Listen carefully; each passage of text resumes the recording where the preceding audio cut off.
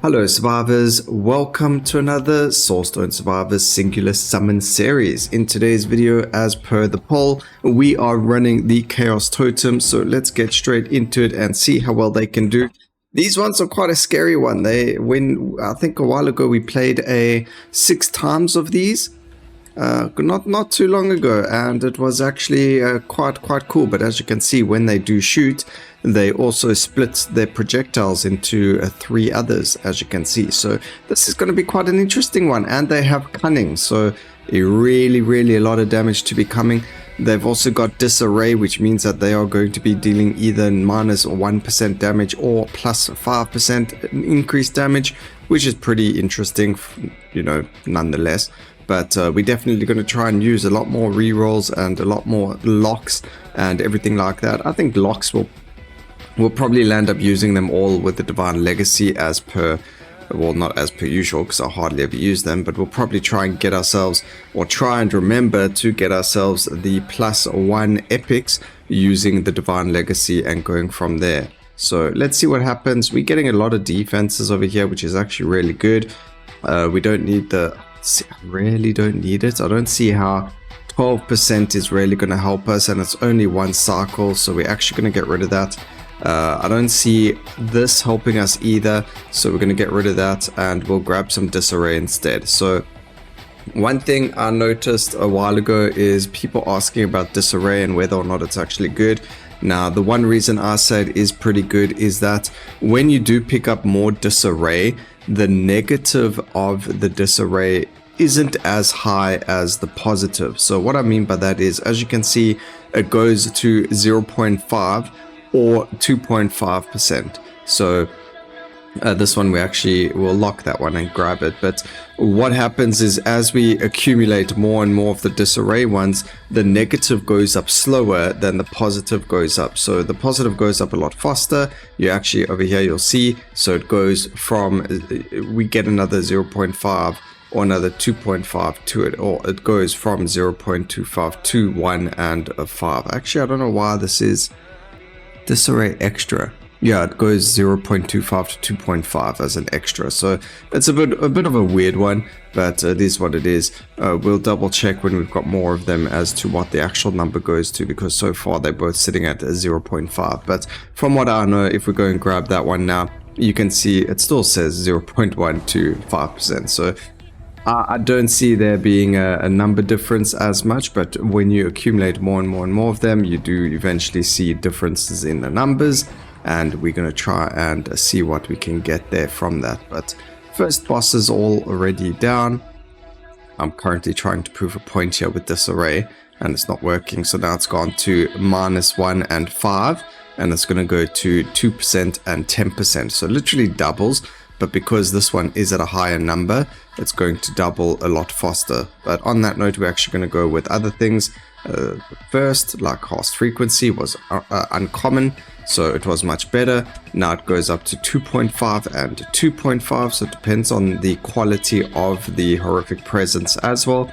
And you can see we're on -2 to positive of 10. So it started off on a 1.5 or -1 and +5. It's now a -2 and a +10%. So the positive is always way more superior to the negative, and that's why I think it is actually a really good little passive to have when you are playing, just because it's always more likely to give you a higher number than a lower number. And even if it gives you the lower number, it's not that much lower, and the higher number is going to be much greater. So it is a double-edged sword. You are going to lose some damage, but when you gain the damage, it's far more superior. Let's go damage, increase damage over there, multicast, more damage, and here is our first reroll, or our first Divine Legacy, again at the wrong number, so it's a bit weird. We need to lock both of these. We got an epic Relentless, which is perfect as well. I'm very happy with that. So we are using our locks over here this time, which is fantastic. Lock the Relentless again, but we don't have any more locks, although we should only have 1 more Divine Legacy by the end of this, just because of the way that the levels work. So grab that and we should be Gucci. I haven't played using endless reroll in forever, but I do think we need to have a build where we use that rune again. Reroll Mastery just seemed like it was far more easier and better to use because it gave you more rerolls. But a lot of the time when I land up rerolling, it's because of Divine Legacy. So for me, it would be a lot easier to play with a reroll, endless reroll, more than it would be to play with the reroll mastery, just because of my playstyle and the fact that I hardly ever reroll the way I'm supposed to. So we're not going to go for bleed. There's a nice damage. We did use a reroll over there. Here we go. Also, reroll mastery doesn't. Why is this guy invincible? Hello, game. We found a little bit of a bug there.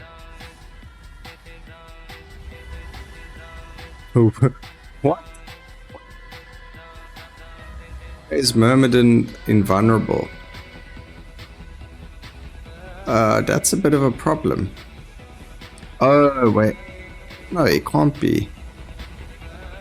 I think that was because we had the negative damage on. Wow, okay, that was interesting to see. So negative damage is actually really bad. We dealt 0 damage to him.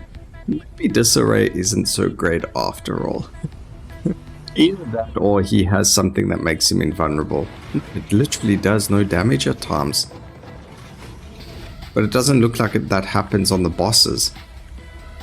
Or maybe each enemy has a different instance of a disarray. I don't actually know how it works, to be honest, but that was quite weird.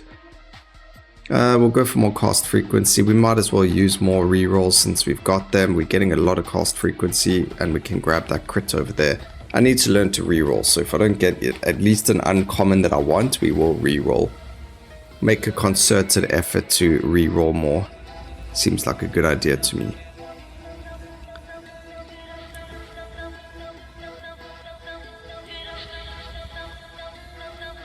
Okay. Damage increase, we're happy there. We don't even need to re-roll that option. I know exactly what I want. At times I think they're like a weird entity trying to kill me. Meantime, it is just the actual ability. We did get damage, we do get the increased quantity again as well. And if you do play 6 of these, you might land up lagging out just because of projectiles in the game.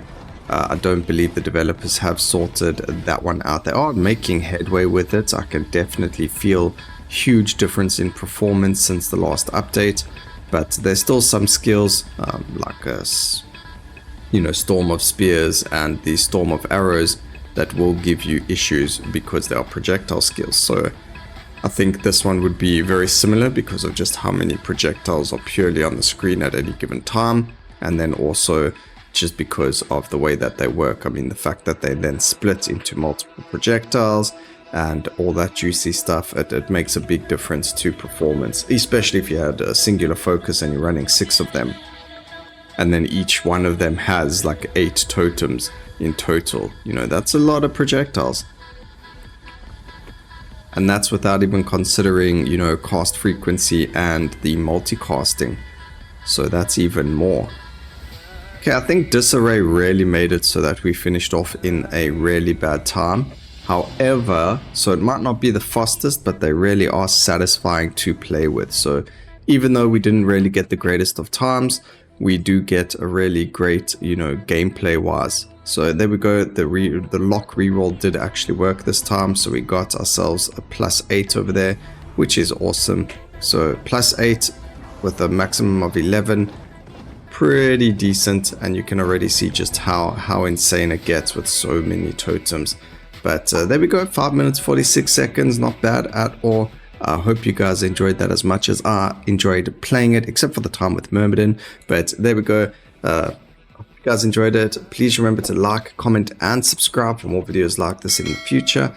And always remember, keep safe, survivors. Until next time, cheers.